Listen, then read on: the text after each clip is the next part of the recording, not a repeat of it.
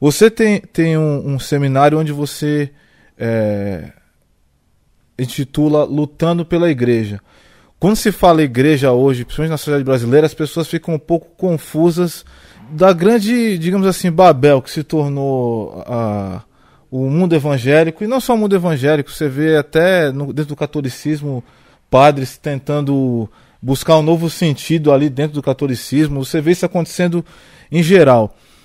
E a pergunta que eu queria fazer era a seguinte, Ari, quando você diz lutando pela igreja, qual é essa luta? É a luta para a gente buscar salvar esse sistema, digamos assim, corrompido, ou é a luta para que a gente deixe isso para trás e avance para o que Jesus falou de forma simples, que é uma comunidade que viva relacionamentos independente de paredes, independente de formatos.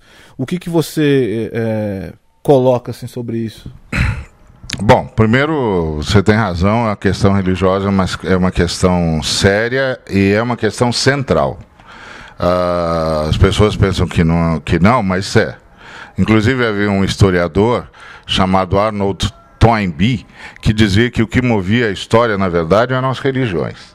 Então, religião é uma coisa central, porque religião determina aquilo pelo qual o ser humano está pronto a morrer. E aí, aquilo pelo qual eu estou pronto a morrer é o que me faz ter sentido para viver. Portanto, a religião é central. É uma questão central. Isso não vai mudar nunca. O pessoal que diz, eu não tenho religião, tem sim, a dele. Ele tem de ter um motivo para viver, ele tem de ter um motivo para morrer.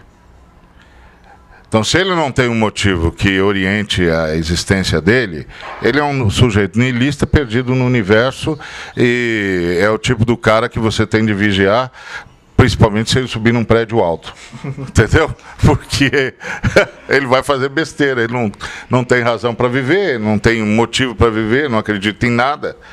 A gente tem de acreditar em alguma coisa para além de nós, porque se você não acreditar em nada para além de si, você não tem para onde ir. Tá certo? Se tudo começa e termina em você mesmo, então já acabou. Tá certo? É o próprio abismo. É o próprio abismo, já acabou. Tem de ter alguma coisa para além, para a gente poder ir para algum lugar. Tem de ter direção. Então, religião é uma coisa central. Isso em primeiro lugar. Em segundo lugar, você tem razão, tem uma crise na religião e é sempre assim. Porque é a luta pelo significado, a luta pelo sentido. E todas as confissões religiosas passam por essa crise de quando em quando. É histórico porque a raça humana não consegue sustentar os valores que abraçou num primeiro momento. Então, sempre vai haver levantes de pessoas tentando recuperar valores perdidos. E tem de ser assim, senão a sociedade não anda. Tem de ser assim, tem sempre de ter gente lutando para que os valores não se percam. Isso em primeiro lugar. A outra coisa é que as religiões determinam as nações que você constrói, a sociedade que você constrói.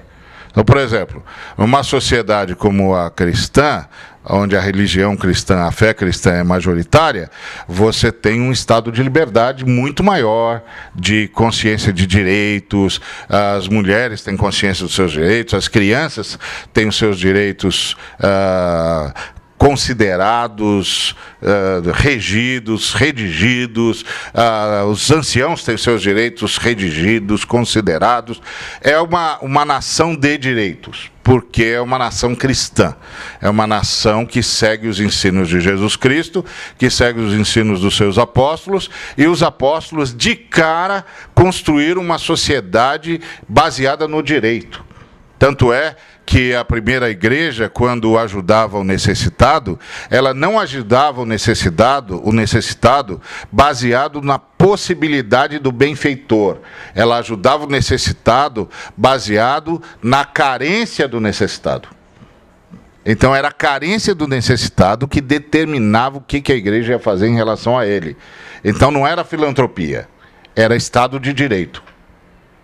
É diferente. É mais profundo. É muito mais profundo. Não é filantropia. Não é assim, olha, irmão, tem aqui um irmão passando necessidade, então quem puder fazer alguma coisa, por favor, faça.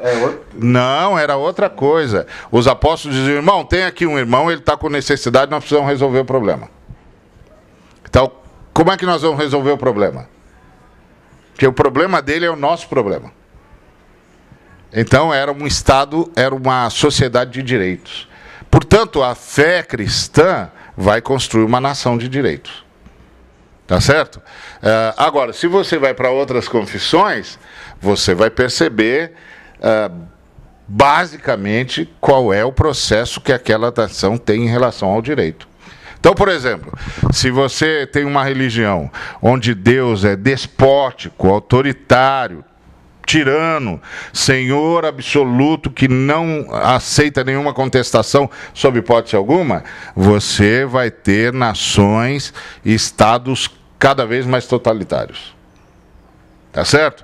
Se você vai numa nação onde os deuses são seres com quem você tem de negociar, você tem de ir para a floresta para negociar com eles, para as cachoeiras, etc, você vai ter uma nação de tiranos. Porque o cara vai negociar para ele, não vai negociar para a nação. Agora, se você tem uma nação que nasce sob a perspectiva de que Deus é amor, de que Deus honra e respeita a sua criação, que Deus exige que o próximo seja tratado como igual, que as bênçãos de Deus são bênçãos para todos, não são bênçãos para um só. Que nação que você vai construir? Você vai construir uma nação de direitos, você vai construir uma nação onde o bem é direito de todo mundo. Então a religião é determinante. O benefício atinge quem crê e quem não crê. Quem crê e quem não crê. O benefício atinge a todos. Exato, porque Deus ama a todos. Deus não ama só os que lhe são fiéis. Deus ama a todos. Então, isso vai mudar, isso vai gerar a construção de um tipo de nação. Então, a questão religiosa é central. A questão em Israel é mais do que religiosa. É religiosa num determinado sentido, mas, na verdade, grande parte dos judeus de hoje nem acreditam em nada. Não é certo? Então, é uma luta geopolítica. Agora, é uma luta complicada. Não dá para falar dessa briga entre Israel e os palestinos de modo simplório. É um negócio complicado, é complexo. A gente teria de fazer um grande trabalho de recuperação histórica para entender os meandros daquele negócio. De qualquer maneira, eu acho que qualquer pessoa de bom senso, penso eu, e vai entender que tanto o povo de Israel quanto o povo palestino tem direito a um Estado autônomo. E que temos de chegar a isso. Tanto um povo quanto o outro tem direito a um Estado autônomo. E tem direito ao usufruto da justiça. E aí temos de tomar posição. E temos de tomar posição quando a resposta do agredido não é proporcional à agressão que sofreu. Então, não há como não entender que Israel sofre agressões, mas não dá para apoiar Israel quando ele responde às agressões sofridas numa proporção muito maior do que a agressão que sofreu. Então, agora é uma questão de justiça, uma questão de direito. Então vamos estabelecer o direito, porque nós cristãos só acreditamos numa paz que produza o direito, que produza a justiça.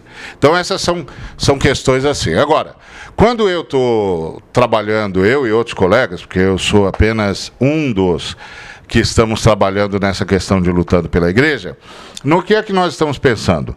Bom, nós estamos pensando em manter Jesus Cristo na igreja, porque Jesus Cristo está sendo expulso da igreja.